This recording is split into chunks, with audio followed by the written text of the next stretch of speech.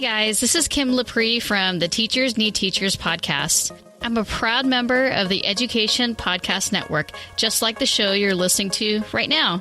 The opinions expressed are those of the individual host. Be sure to check out all of the other amazing podcasts at edupodcastnetwork.com and get ready because the learning begins in 3, 2, 1.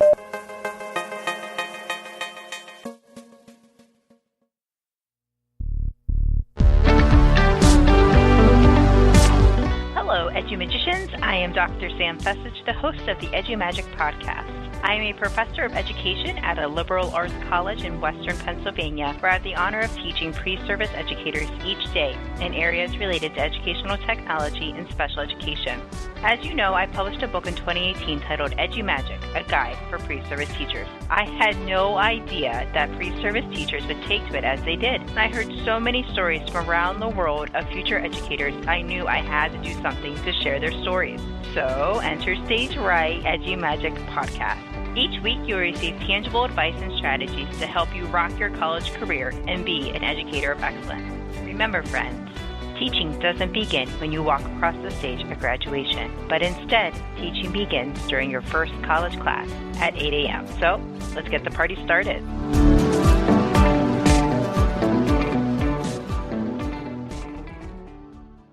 All right, guys, I am so excited to have with me today the Jordyn Pistilli, the OG Jordyn Pistilli. She is amazing, and she's an amazing edu-magician. So we're going to start off with our first pre-service teacher interview for today's episode. All right, Jordyn, tell me about your teaching story and how you got into education. Yeah, well, it might sound a little cliche and lame, but I've kind of always known that I wanted to be a teacher ever since I was really little. Well, actually, some sort of combination of teacher and Hannah Montana 2.0. I also wanted to be a pop star, but I realized that the dream really was teaching, especially as I went into high school. I started enjoying my classes more and more, especially my social studies classes. And so I started to begin to envision myself as these incredible teachers that I was having in high school and thought, I could see myself doing this. I started having conversations with those teachers, and they really encouraged me. That was really moving, and every class that I've had in college since, an education major, has just reinstilled that motivation in me. And so I'm really excited to make my classroom a 21st century classroom, just all that entails. That's perfect. Excellent. Nice job. All right, so let's learn about your why, because it's so important as pre-service teachers to have a focus on your why. I always say it's like having a cup of coffee in the middle of winter during that 8 a.m. class. It'll keep you fueled. So what is your why? Why do you teach? It's more of like our students deserve the best. We know this. And so they deserve passionate teachers who are going to encourage them and bring out the best in them. Also teachers that will support them by equipping them with those skills that you need to be a productive citizen of this world. And I think that's something that social studies teachers specifically play a really unique role in that. And you talked about having a 21st century learning classroom. What does that mean whenever you say that? What does that mean to you? It means a lot of things. I think it means a forward-looking mindset. Education is changing so quickly, but there are still a lot of the elements that have been around for a really long time. The kind of stereotypical classroom setting. I think a lot of those things need to change because our students are changing. We're learning more and more about the way the brain works and the way people think. And I think that we need to be embracing these new, I don't want to say trends, but just these new elements to learning and to living. And we talk about all the advances with technology in the recent years, celebrating the diversity in our classrooms. These are all newer things, but adjustments and modifications with those are so important that we need to have that forward-thinking mindset that this is how we're going to change and be adapting. I think that's excellent. I totally agree. I think it's important to keep those best practices that have been around for a while because they are best practices, they're evidence-based, but also having the mind towards an eye towards the future and being able to be flexible and work with technology and how it incorporates into our everyday lives, and incorporating that into your classroom is so important. All right, my next question for you is, what is your favorite educational quote and why? How does it apply to your teaching? Obviously, who said it, and how do you apply that quote to your teaching? So this quote is by F.W. Robertson. The true aim of everyone who aspires to be a teacher should be not to impart his own opinions, but to kindle mine. I think this especially applies to social studies teachers because we have a really unique opportunity to discuss potentially controversial topics and issues in our classroom. And so with that, it should never be my role as the teacher to create students that think like me or agree with me on all of my points. That's not it at all. You need to be equipping students with the skills to come to their own ideas about things and reason within their own selves. And I think that's the kind of classroom environment that I want to cultivate, one where students are encouraged to think for themselves and where I, as the teacher, are providing the supports necessary for them to be able to do that. So that kind of reminds me of the philosophy of guide on the side versus sage on the stage. So you're guiding and supporting students as they learn. And definitely, I mean, it's important to educate them on, who thinks what. Multiple perspectives are key. But at the end of the day, they have that choice, and we should empower them to be thinking for themselves and reasoning through things. Because there's so much put on our students. They see opinions of everybody everywhere all the time. And it's important to encourage them that, you have a voice too. You can think your own thoughts and stand up for what you believe in and not have to side with somebody else or always agree with what might be being put on you.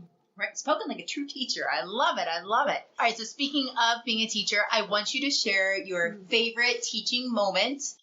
Yeah, this moment that I'm thinking of was pretty recent. It was part of a field experience where I was teaching in a local high school. And so I went with another education major, and we took turns teaching different class periods on and off. And so this was actually during one of the periods in which he was teaching, and he was giving a brief lecture before kicking off a really fun activity in an American history class. And so while he was teaching, a student came in late. I think she'd maybe come from an appointment or something, and so she had missed part of the lecture. And so I knew that because she'd missed part of it, she would not be able to participate in the fun activity fully that they had coming up. I knew that she wouldn't want to miss out on that. So in the back of the classroom, her and I sit down, and we were just I was kind of going rapid fire what had been covered earlier that she had missed.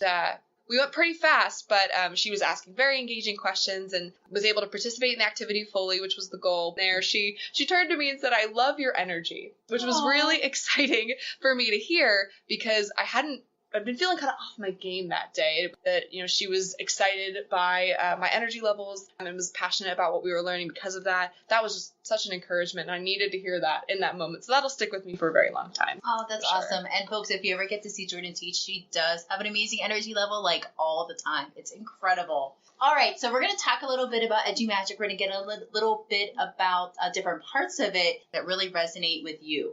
Yeah, so definitely the G in EduMagic, getting outside of your comfort zone and just getting out into the world, getting outside of the four walls of your college classrooms and really embracing what is available to you, because there is so much out there. And so that's definitely something that I've embraced. I've been encouraged to embrace by those around me, and it's been nothing but positive experiences. So definitely thinking one of my favorite things to do is to get off of my college campus and out into professional development opportunities, because there are so many at your fingertips, whether it's, in person, attending conferences, virtually, just all these things you can participate in. We are so fortunate to be coming through college in this time in the field of education. There's so much happening, and I've been so blessed by all these opportunities because they've been memorable. They've been opportunities to connect with people I otherwise never would have met. And then the learning. Oh my gosh, the learning that you're exposed to, the topics and the knowledge, it's so incredible. And it's one of those things where you'll never know what it can be until you actually get out there. And you might not learn as much as you thought you would, but you'll never have a bad experience. There'll always be a takeaway. And those are things that are shaping you constantly. Everything you go through, we know, shapes you in your future classroom and then will affect your students. And so I think a lot of these opportunities, they're available. You might have to go digging. You might have to ask around, get some friends to come with you. But all those types of things are are one of the ways that you can be developing yourself into a teacher that's going to be one of impact. It can be a little awkward, right? But getting out of your comfort zone is something that definitely been encouraged to do, and now I can encourage others, and that's a really, really great thing. So for a pre-service teacher who's like, okay, Jordyn, I'm liking what you're throwing down. How do I even get started? What are my first steps? Like, what's an easy thing that they can do to get outside their four walls, get outside their classroom or comfort zone? Definitely hopping online. I think there's so much at our fingertips nowadays. If you think about the Twitterverse, right? and all that's on there. I mean, just starting to connect with people who then you can then ask, hey, I'm looking to do this thing. I'm looking to learn more about X, Y, and Z topic. And you'll just get responses flooding in of people who want to support you in that. And so that's what I would do, because that's still, you might not have to talk to anybody face to face yet, so you can kind of dip your toe in the pool. But I think that's one of the best ways to get started, because there's so much available. People are ready and willing to pour into you and provide you with those resources. And then with that, those will be cultivated into more things. You'll be able to grow and kind of jump down the rabbit hole, and there'll be so much more to find. But I think that's one of the best ways to start. It's just hopping online and getting connected with those who want to support you. I totally agree. I love my PLN and getting connected with them online. Do you have a favorite hashtag that you want to shout out? MS Chat, which is middle school chat, was one that I never participated in before, but I recently got my student teaching placement at a middle school.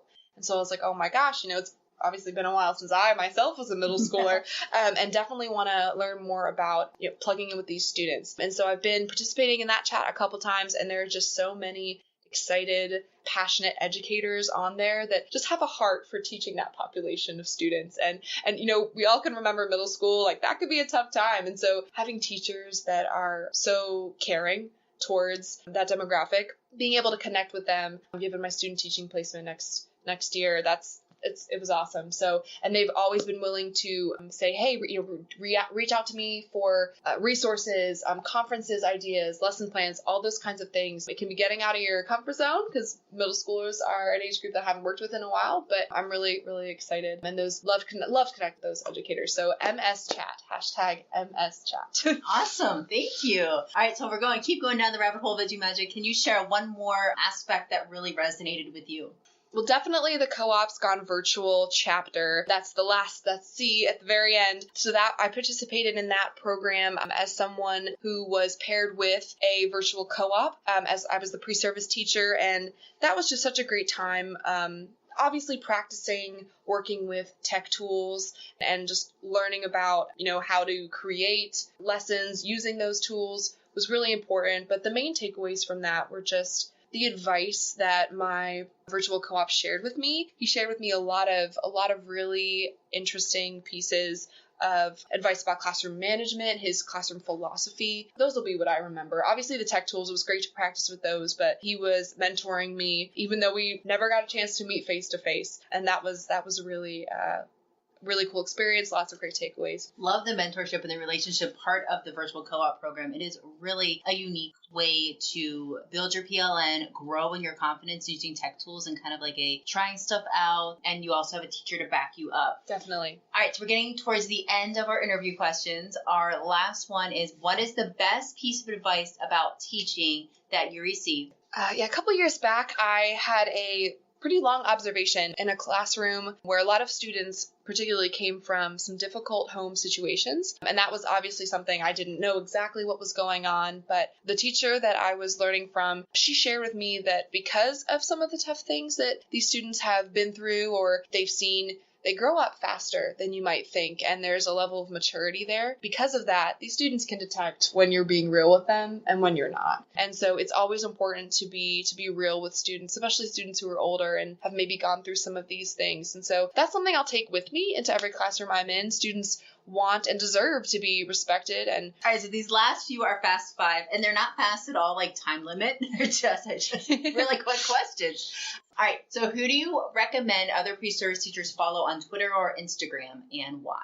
Yeah, just in general, when it comes to finding people to follow and connecting with a PLN, definitely connect with people in other content areas. So for the first couple months that I was on Twitter, I'm a little embarrassed to say this, I really focused mainly on following people that were secondary social studies teachers. And that's important to connect with those people that are going to be in the same content area, but that is not it at all. It's definitely more important to also be connecting with those that teach other grade levels, serve different roles in the schools, because you can learn so much from them as well, and they're also looking to support you. So, boy, was I wrong. Definitely glad to have learned that there's all these teachers and specialists and administrators out there who want to pour into pre-service teachers, regardless of whether they're taking the same path or the same content areas. So some teachers that I would recommend, amazing elementary teacher, Kristen Nan. She's so incredible. I've had the chance to meet her in person several times now. And just because she teaches students younger than me, I've learned so much from her about the holistic development of students and recognizing where they come from, these teachers that will be teaching them before they step foot in my classroom. Katie Novak, she is an expert on universal design learning. She's also a passionate middle school teacher and really passionate about silent mentoring, which is a really cool thing. Check that out for sure. Educational specialist, Techie Margaret Sisler. Love Techie Margaret. She is amazing. So she is from Fairfax County Public Schools, which is the school system that I went through. Also from Fairfax County is Miss Marissa Petty. She teaches social studies at Madison High School, and she is incredibly passionate about what she does and just always learning and growing, bringing those elements into her classroom. In case you missed it,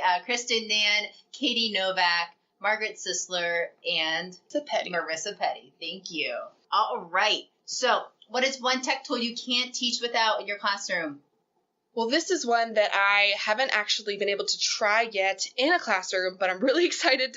So Google Tour Creator, I've worked with it a little, creating some projects on my own. And so I'd love to be able to bring this into the classroom someday. So it's creating immersive and engaging VR experiences for students that allow them to visit places around the world that they might never otherwise be able to connect to. So you would need a set of Google Cardboard VR goggles for this. Those aren't too expensive, but we'll see if I have access to those in my future classroom. I recently put together a tour for Great Falls National Park, which is a place that is near where I'm from. So I've visited there a lot, but if I'm not teaching near there, students might never be able to visit that gorgeous place. So would love for them to be able to see that. So Google Tour Creator. Ooh, love it. Nice. All right, Jordyn, what song do I need to add to my playlist? This is a pretty old school song, but I love it so much. Mr. Blue Sky by ELO. It's such a great song. It just always gets me going and just gets me pumped up. All right, so what's your favorite teaching accessory? What is one thing that you need to have in your teacher bag?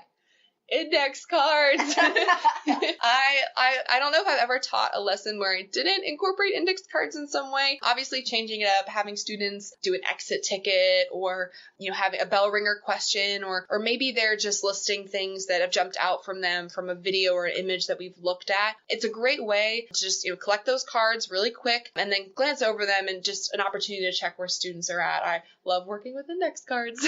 And so before the interview, guys, Jordyn was sharing with me she uses index cards sometimes for 6-word stories. Can you share a little bit about that strategy? Yeah, so I've used 6-word stories mostly for videos where I have students maybe as anticipatory set, they watch a quick video, kind of a warm-up activity, and as the video is playing on their index card, they're jotting down 6 words that either come to mind or maybe were spoken in the video, stood out to them, and then after the video is over, I have some students share those out, and we put together a little story. What was in this video? What did it teach us? What stood out to us from it based on those 6 words that they jotted down? Nice. Excellent. All right, so what are you currently binging on Netflix or Hulu or any other video streaming service? New Girl. I'm doing that on Netflix right now because they just added the most recent and unfortunately final season onto Netflix. But I love that show, and the main character is a teacher, which is really, really cool. And she started out as a classroom teacher and then was a middle school vice principal for a while and then taught at an elementary school. She just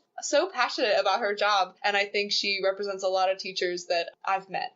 That are very passionate and excited. Definitely. Thank you so much for sharing your time with us today. How can people find you online? Definitely follow me on my professional Twitter, which is at Jordyn_Pistilli. I also use my professional Instagram, which is at PistilliJR1. Feel free to check out my digital portfolio, my Weebly site, JordynPistilli.weebly.com. I'm always putting up fun things there that I'm doing, as well as tech tools that I've created, just different things about the experiences that I'm going through. So check that out if you're interested. And hit me up on any one of these sites if you want to hear more about my story or anything I talked about today, or just to connect. We love connecting. Yes. We love sharing. Sharing is caring in education. Totally.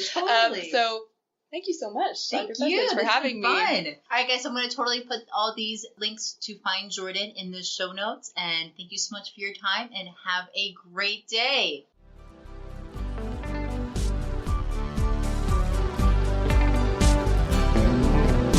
There you have it, friends. Remember that you have the EduMagic within you. I need you in my professional learning network, so please make sure that you subscribe and share all that you are learning and doing in and out of the classroom with #EduMagic. Until then, I'll see you next time.